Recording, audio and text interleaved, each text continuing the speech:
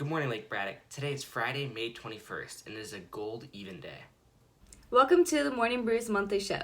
This month, we will be covering a variety of topics, from how teen jobs look during COVID to summer plans for students. Let's get started.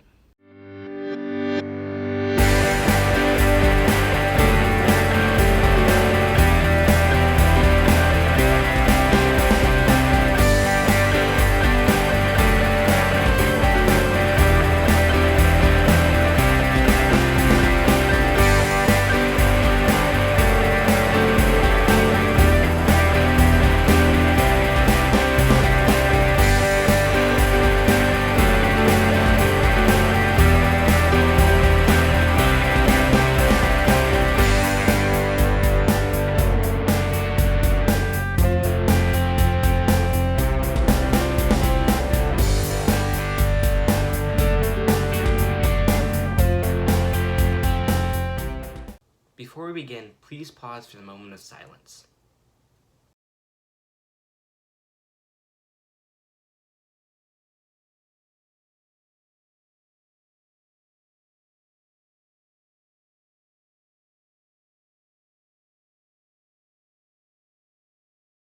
Would you please stand for the Pledge of Allegiance? I pledge allegiance to the flag of the United States of America and to the republic for which it stands, one nation, under God, indivisible, with liberty and justice for all. Teen jobs have changed dramatically due to COVID. We wanted to explore what teen jobs look like now during the pandemic.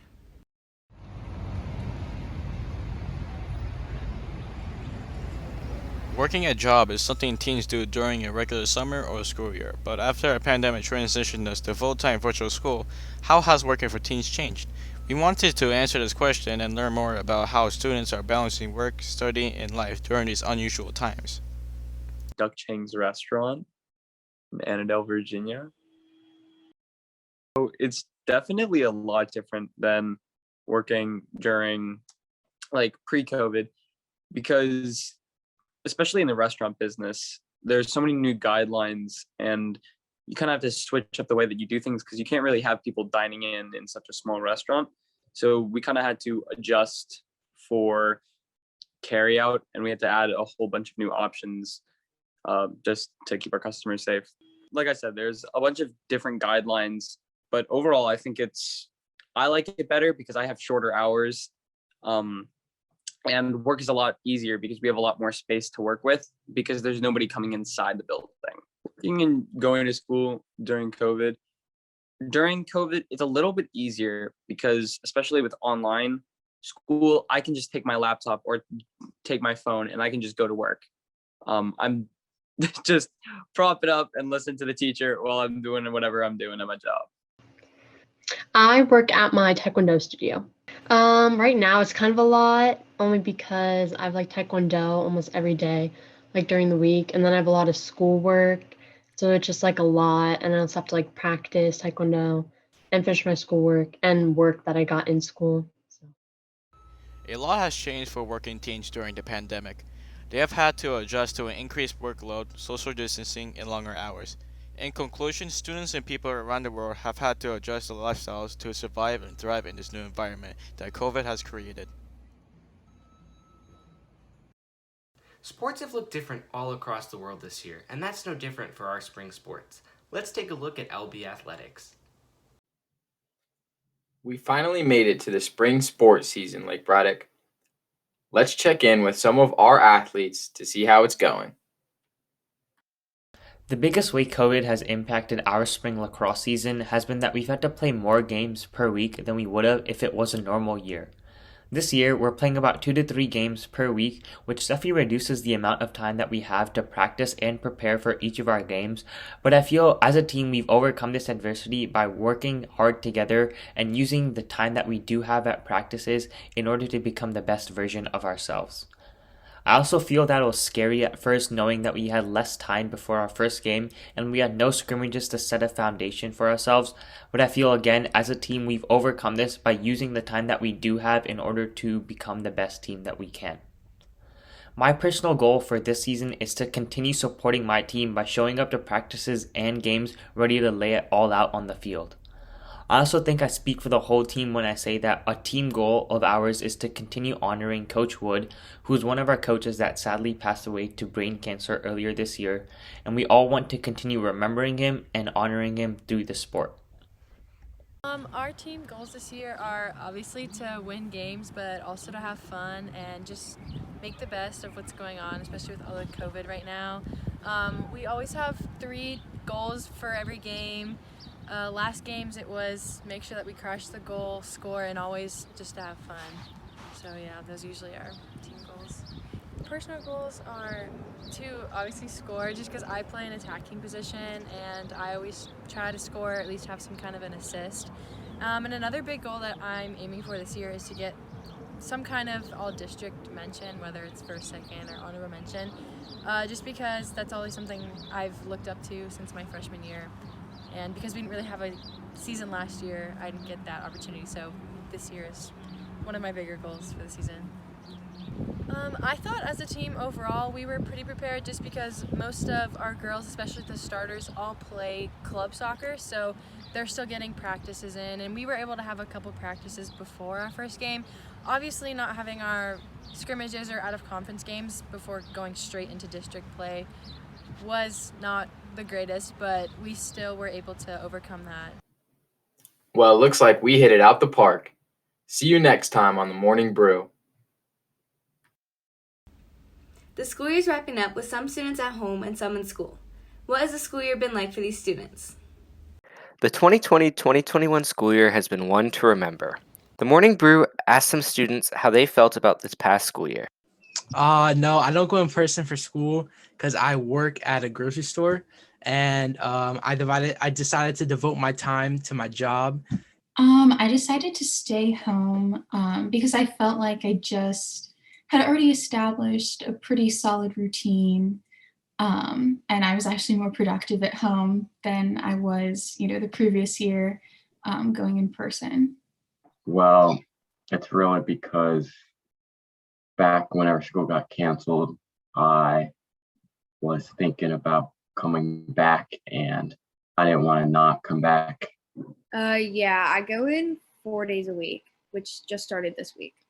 So my grades have been, I would say they've been pretty good recently, like better than usual.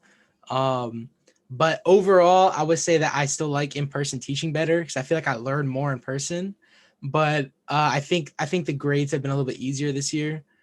I maintained my grades the same from last year and this year. So the school year was, I would say it's overall very different. It's been really stressful, really boring, and like a lot of work. It has been very undecisive. I think this past year has been surprising, challenging, but also, being a senior and having all these new opportunities, pretty exciting. This has been Cullen, Stokely, Palmer, Luke, and Cameron signing off. We've had a year of many changes, from virtual school to social distancing. Some changes have been made to the SAT, and some schools are even making the SAT optional. Here's more information. Sophomores and juniors are preparing for the SAT in upcoming years. However, changes to the SAT make certain school tests optional, while also cutting the essay portion of the test, allowing students in colleges to focus on college essays instead of standardized testing. So some schools are going to make the test optional. Do you recommend the students will take the SAT? I think each school has different parameters. If they say they're test optional, they truly are test optional. But a lot of schools will still require them for scholarship consideration. So make sure you check with the school that you're referring to and applying to make sure that they don't need it for scholarship or admissions. Thank you. So, will this affect the acceptance process for schools? It shouldn't. It's actually great news for those who are not good test takers but have a great transcript behind them. I think it's a great chance for them to get in maybe to a school that they wouldn't have with scores that they weren't so happy with. But then those who are great test takers, take the test by all means and submit it. That can only help you. But I don't think it'll hurt you not to take it. The Washington Post made an article saying more students applied to top colleges. They said optional test scores open the field. This year, the Ivy League is entirely test optional. Students and others have said this gave students a lot of confidence to apply to schools they wouldn't normally apply to. Colleges need to look more at the student and not be represented by a 1,600-point scale. I don't think that the SAT is important at all, simply because it doesn't measure anything except your ability to take a test. This is Michaela, Emily, Skylar, Abby, and Lauren signing off. Last month was Month of the Military Child. Let's take a look at some of Lake Braddock's own military-affiliated students. April was the month of the military child. To celebrate, let's take a look at some of Lake Braddock's own military-affiliated students. I like moving when I get to, it gives you a chance to see new people and, live in a lot of different areas, but it's also nice to stay in one place. It's just it sucks. It's pretty undescribable. It just sucks. Because there's nothing you can do about it, so it's just it sucks. We moved a lot before 4th grade for me, but then it kind of settled down a bit more. And since then, there's only been, I think, 3 moves. The toughest thing is moving. I think that it puts a lot of strain on you and your family, and it really sucks because you just keep going to different places, and I don't like it at all. I think it's made me a lot more outgoing, because I do have to go and meet a lot more people in different places. It also helps with my dad always taught me how to talk to adults and stuff, because he would, when I did meet his coworkers, you have to be a bit more serious if you're at his workplace. So It's also nice seeing them after they've been deployed.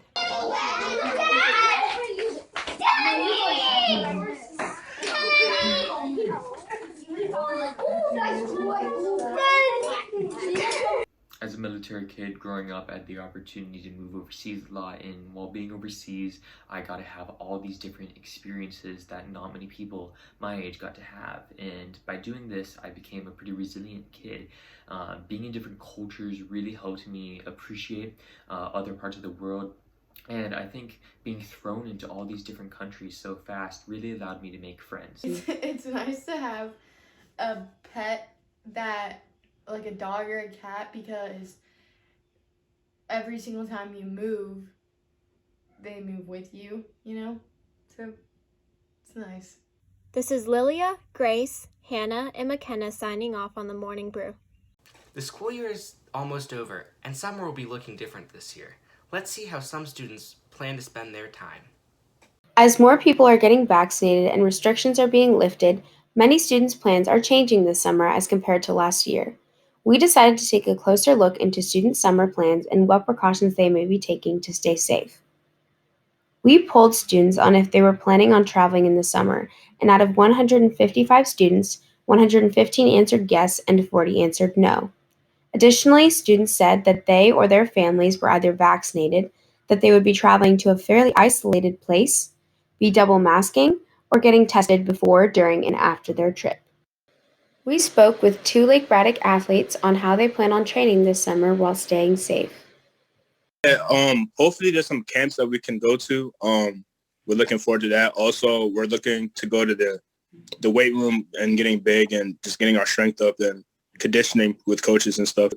After soccer season's over, I'm just going to start training for football. I'm going back to Lake Braddock, kicking field goals and just trying to get better and more accurate.